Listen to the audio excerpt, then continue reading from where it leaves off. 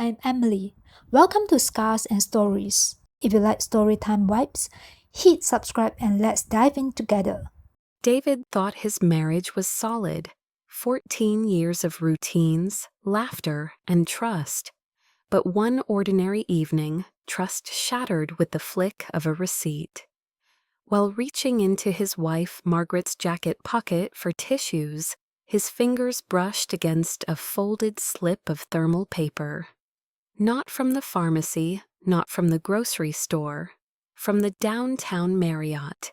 2 glasses of champagne, strawberries, 2 bathrobes, $287.43. The slip was from the downtown Marriott. Champagne, strawberries, 2 bathrobes, a total of $287.43. And the date printed on it, March 15th, was burned into David's mind because that was the exact night Margaret had texted him, apologizing for working late on the Henderson account. He stood frozen in the walk-in closet, staring at the receipt as if it were a death certificate. 14 years of trust, gone in an instant. Just 20 feet away, the shower was running. Margaret was rinsing off another man's touch, while David stood there, holding proof of her betrayal in his trembling hands. The easy reaction would have been to storm into the bathroom, throw the receipt at her, and demand an explanation. But David wasn't impulsive. He was a strategist, a man who built his career in commercial real estate by studying patterns, waiting for the right moment, and striking when the outcome was guaranteed. In that moment, he made a vow. He wouldn't just confront Margaret. He would destroy the fantasy life she thought she was building behind his back. That night, he slipped the receipt back into her jacket, exactly as he'd found it. He photographed it for his records, then sat on their bed, and stared into the darkness. The signs had been there all along, hadn't they? The client dinners that dragged late into the night, the new lingerie he'd never seen her wear, the sudden dedication to the gym, coming home flushed not with exhaustion, but with the glow of anticipation. Every morning after that discovery, David saw his wife with new eyes. Margaret would kiss him on the cheek, ask about his schedule, and smile with the same warmth she had perfected over 14 years. But to David, those gestures had turned hollow. He saw them now as performance, a carefully rehearsed act to keep him blind. Every evening she curled up next to him on the couch, resting her head on his shoulder while pretending to be the devoted wife. But David noticed the small things now, the faint scent of cologne that wasn't his, the distant look in her eyes when she thought he wasn't watching, the way she always kept her phone turned upside down on the coffee table. It was painful, of course it was. But for David, pain became fuel.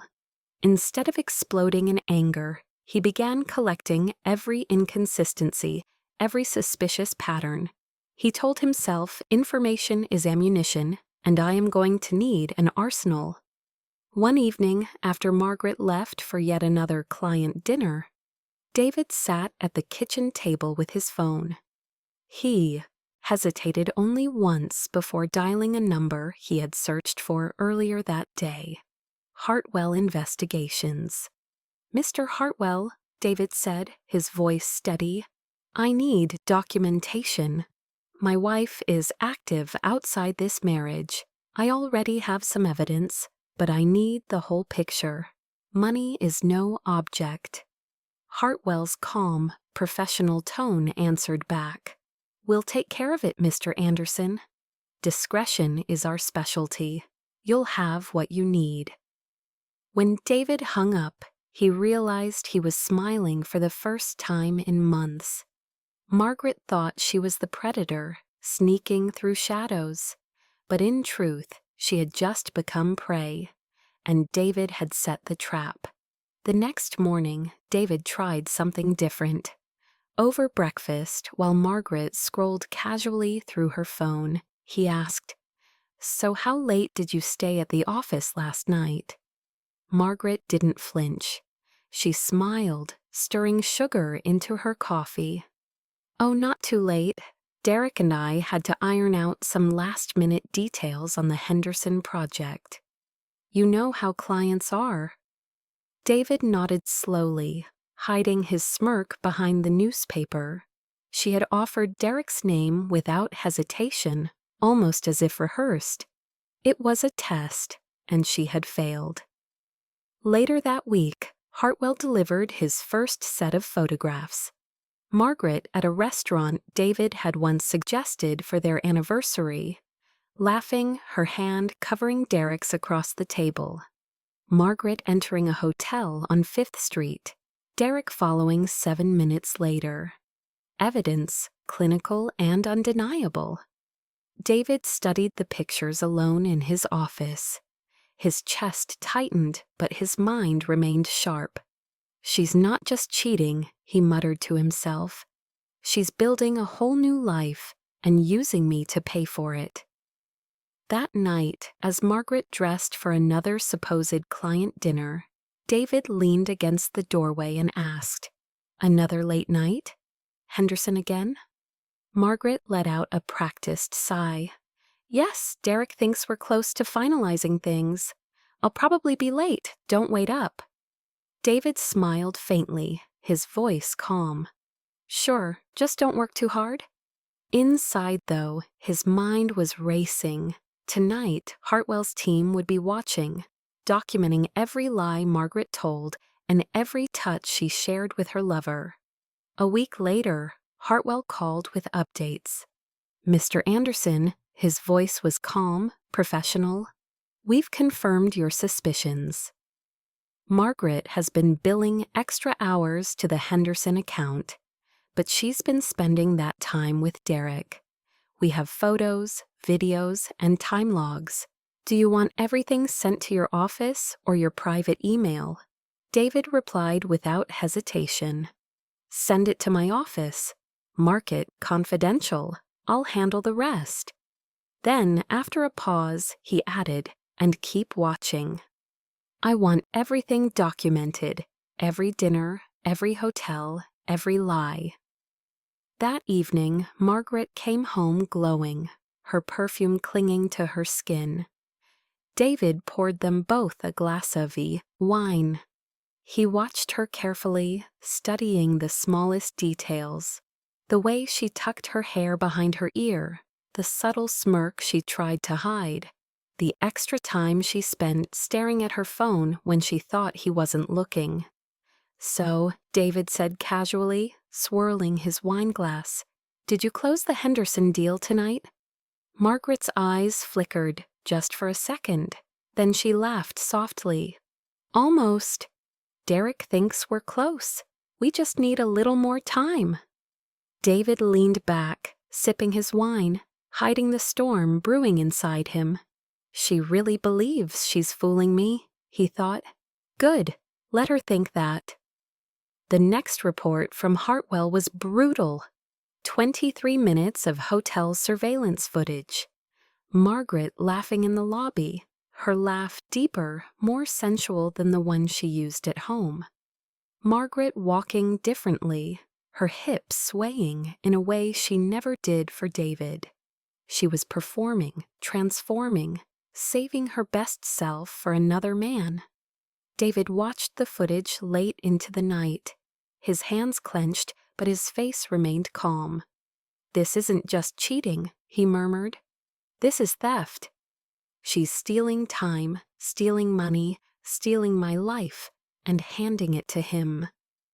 A few nights later, as Margaret adjusted her necklace in front of the mirror, David leaned against the doorway.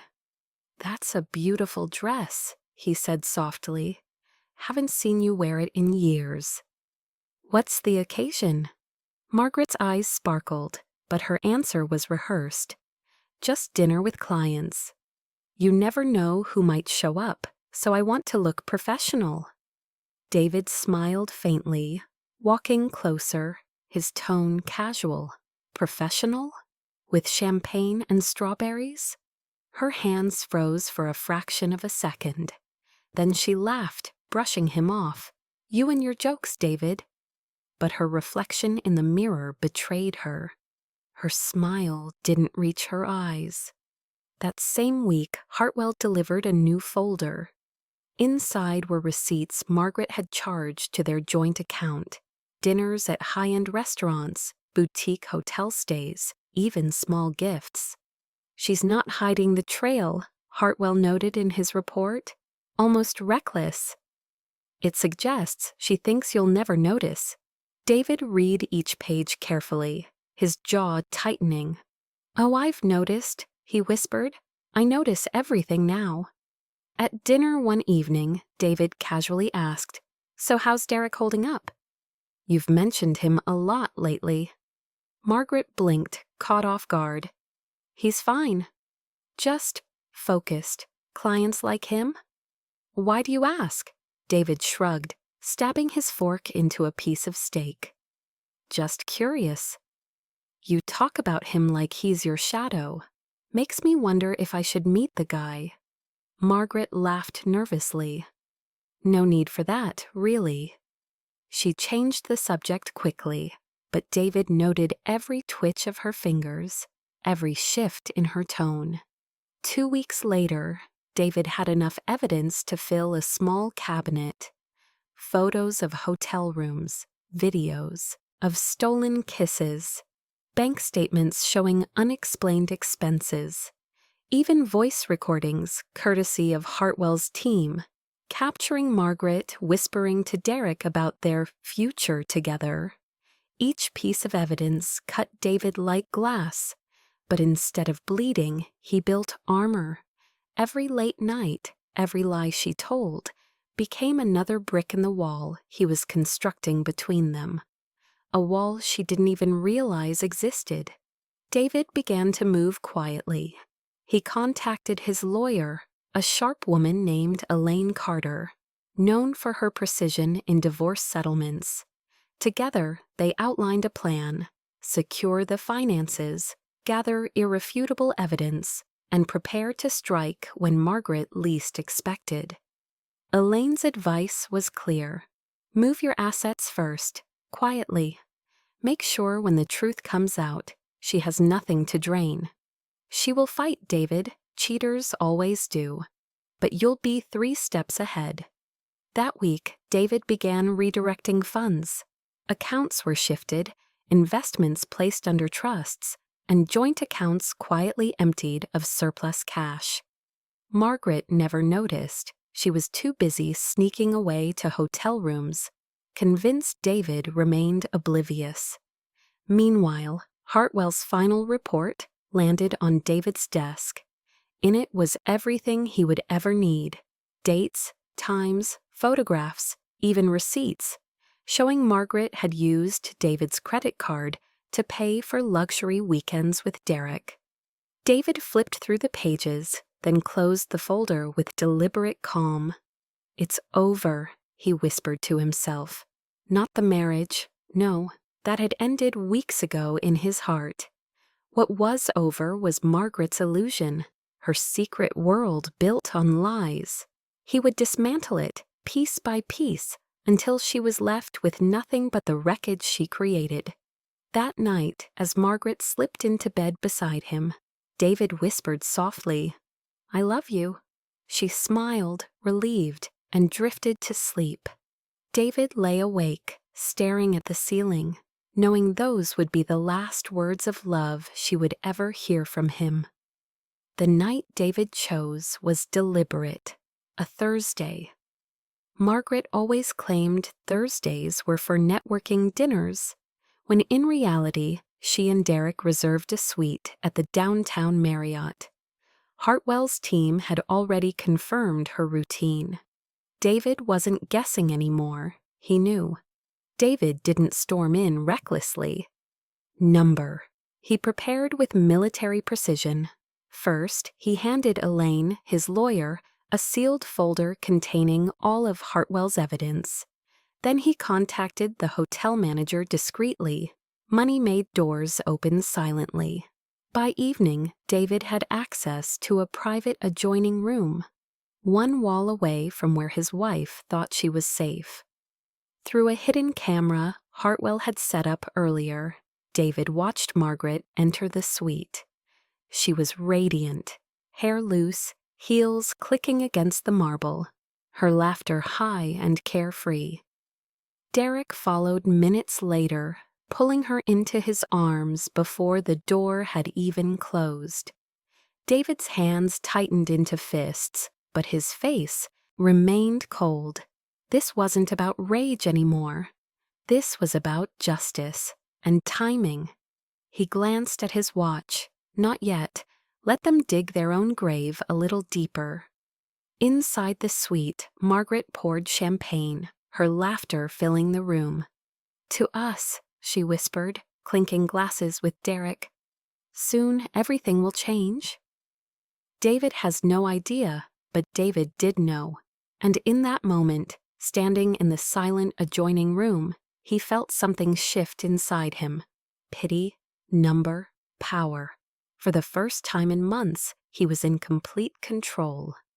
David paced slowly in the adjoining room, each step measured, his mind razor-sharp. On the small monitor, he saw Margaret lean into Derek, laughing in a way she hadn't laughed with him in years. She touched Derek's arm, her fingers lingering, her body language screaming intimacy. David scribbled notes on a legal pad as if he were documenting a business deal. 10:14 p.m. Champagne poured. 10:19 p.m. Physical contact prolonged. Every detail mattered. Every minute recorded would strengthen his case, strip away her ability to twist the truth. Inside the suite, Margaret rested her head on Derek's shoulder. "You make me feel alive again," she whispered. David leaned closer to the monitor, jaw tight. Those were words she once spoke to him in the early years of their marriage. Now they sounded cheap, recycled, meaningless. David checked his watch again. Elaine's words echoed in his mind. Wait until there's no room for denial. Catch them in the act, then strike. In the suite, Margaret slipped off her heels, laughing as Derek pulled her closer. The camera captured every movement, every kiss. David inhaled slowly, steadying himself. The betrayal was complete, undeniable, and soon it would be exposed. David reached into his briefcase and touched the manila folder inside. Divorce papers, signed, notarized, ready. Alongside them were photographs, receipts, and Hartwell's detailed reports. When the confrontation came, Margaret wouldn't just face her husband, she'd face the truth in black and white. At exactly 10:37 p.m., David closed the folder, slid it under his arm, and walked to the connecting door. His hand hovered for just a second over the handle. Then, without hesitation, he turned it. The lock clicked. The door swung open. Margaret gasped, her champagne glass slipping from her hand and shattering against the marble floor. Derek jumped back, his arm still half wrapped around her waist. For a moment, the suite froze in silence, like a photograph of betrayal. "David," Margaret's voice cracked. What are you doing here?" David stepped inside, calm and deliberate. He placed the folder on the table between them, his eyes never leaving hers. "I think you know exactly why I'm here, Margaret." Derek cleared his throat, trying to regain control. "Hey man, this isn't what it looks like," and David cut him off, his voice sharp as glass. "Don't insult me. I have enough. Evidence to fill a courtroom. Receipts, photos, videos. Do you want me to play the highlights?" Margaret's face drained of color. "David, please, let me explain." David leaned forward, his tone icy. "Explain what?" How you build fake hours at the firm to roll around in hotel sheets with your coworker? How you spent my money on your little fantasy life? Margaret stumbled forward, her heels slipping against the marble. David, please, this isn't what you think. It's complicated. I never meant to hurt you. David didn't move. His face was unreadable, a mask of cold control. He let the silence stretch, forcing her to fill it. Margaret dropped to her knees, grabbing at his hands. Her mascara streaked down her cheeks as she sobbed. I was lonely, David. You were always working, always so distant. Derek was just there. He listened to me. He made me feel wanted again. Please, I can stop. I'll end it tonight. Just don't leave me. David looked down at her, expressionless. Inside, his heart was pounding, but outwardly, he was stone. He let her cling to him, let her sob into his hands, while Derek shifted awkwardly in the background, unsure whether to intervene or disappear. Pathetic, David finally said, his voice quiet but cutting. You think tears will erase months of lies? You think crawling on the floor will make me forget hotel bills and credit card charges? Margaret shook her head violently, grabbing at his legs now. No, it was a mistake. I was weak. But you and me, we built a life together. Don't throw it all away. We can fix this. David let out a dry laugh, sharp and joyless. He pulled his hands free and reached calmly into his briefcase. Slowly, deliberately, he pulled out the manila folder and placed it on the table again. Fix this, he said, opening the folder. Margaret, this isn't a leaky faucet. This is betrayal, and betrayal has consequences. He slid the top page toward her, divorce papers, her name written in black ink, sharp and final. Margaret's sobs broke into silence. She stared at the papers as if they were weapons aimed at her chest. Derek muttered under his breath, "Holy shit," but didn't move. Margaret's hands shook as she pushed the divorce papers back across the table. No, David, you can't mean this. We can go to counseling. We can rebuild. I'll quit my job. I'll never see Derek again. I swear on my life. David remained silent, his arms crossed, watching her with eyes that had turned to ice. The silence pressed on her until she scrambled to fill it. I'll sign whatever you want. A post-nup, if that makes you feel secure. You can have the house, the savings, everything. Just don't leave me like this. Her voice cracked again, turning desperate. Think of everything we've built. 14 years, David. Don't throw it away over a mistake. Please, I can change. I'll be the wife you deserve, I promise.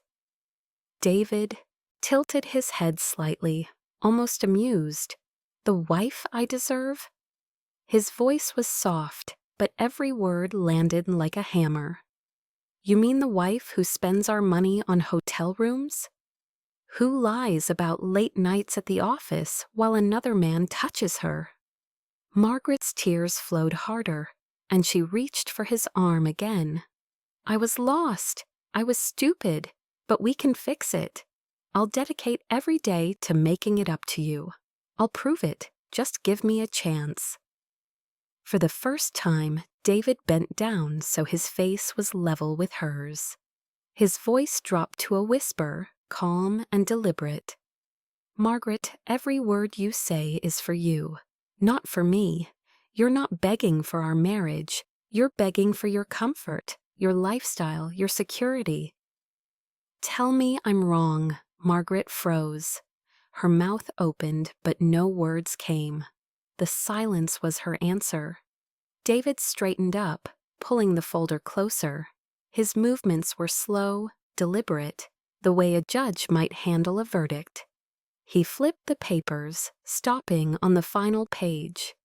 This, he said coldly, tapping the document with his finger, is a settlement. Drafted and filed by Elaine Carter, one of the best divorce attorneys in the state. As of 3 days ago, all joint accounts were emptied, investments moved, assets secured. Margaret's lips trembled. What do you mean? David's eyes bored into hers. I mean, Margaret, you get nothing. No house, no savings, no security. You will walk out of this marriage with what you brought in. And we both know that was close to nothing. Margaret gasped, her hands flying to her mouth. No, you can't. David, please, I'll sign anything. Just don't ruin me like this. David snapped the folder shut, the sound echoing like a gavel strike. You ruined yourself, Margaret. I'm just making it official. He turned toward the door, his steps steady, final. Margaret scrambled after him, tears spilling, but Derek caught her arm, half in shock, half in shame. David didn't even glance back. For him, the marriage had ended the moment he saw that first receipt. Tonight was simply the execution of a sentence long overdue. Margaret collapsed to the floor, her sobs echoing against the suite's polished walls. David, please, don't do this to me. Don't leave me with nothing. Her voice cracked, desperate, almost feral. But David didn't stop. His footsteps grew faint as he walked down the hall, the sound of the door slamming shut behind him, sealing her fate. For a moment, Margaret turned to Derek, her eyes wild with panic. She clutched his arm. You'll stay with me, right? You love me, we can start fresh. You said we had a future. Derek pulled his arm free, his expression shifting from guilt to cold irritation. Margaret, are you crazy? He's right, you're finished. Do you think I want to get dragged into this? My job, my reputation, gone if anyone finds out. This was fun, but it's over. Margaret's breath caught in her throat. She stared at him as if seeing him for the first time. You don't mean that. You said you loved me. Derek shook his head, already grabbing his jacket. I said what you wanted to hear. Don't kid yourself, Margaret. You were never more than a distraction. He left without another glance, the suite door closing softly this time. Margaret was left kneeling on the floor, shards of glass glinting around her, her tears staining the expensive carpet. Alone, abandoned, exactly as she had abandoned her vows. The fallout was swift. Within a week, Margaret was served officially with divorce papers. Her pleas, her late-night calls, her desperate texts. David ignored them all. The legal system was now the only bridge between them, and even that was crumbling. Margaret soon discovered the brutal truth. David had moved everything beyond her reach. The house, already transferred into a trust. The savings, redirected. Even the car she drove had been bought under David's name alone. When the dust settled, she was left with nothing but her clothes and her shame. At the firm, whispers spread like wildfire. Derek, fearing for his career, denied everything. He painted Margaret as unstable, reckless, a liability.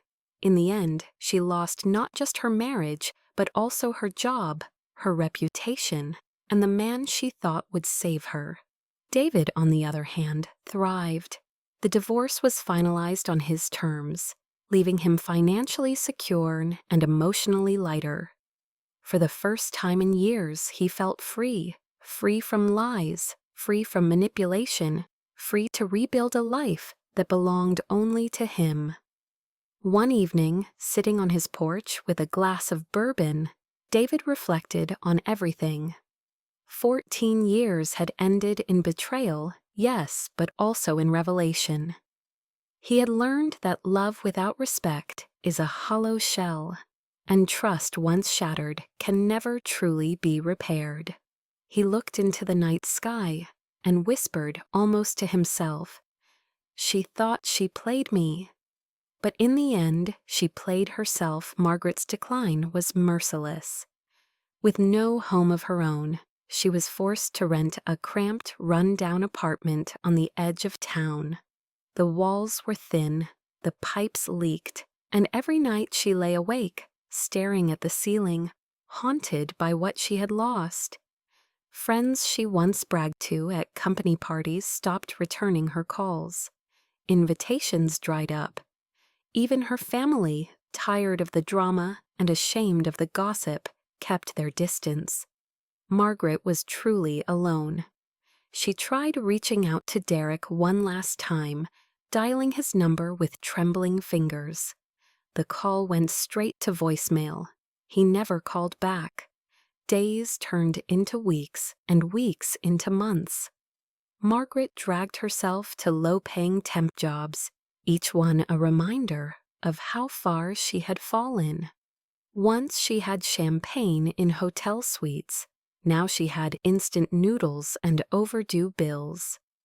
Meanwhile, David thrived. He reconnected with old friends, took trips he had postponed for years, and slowly rebuilt a life rooted in peace rather than pretense. People admired him not for surviving betrayal, but for the grace with which he handled it.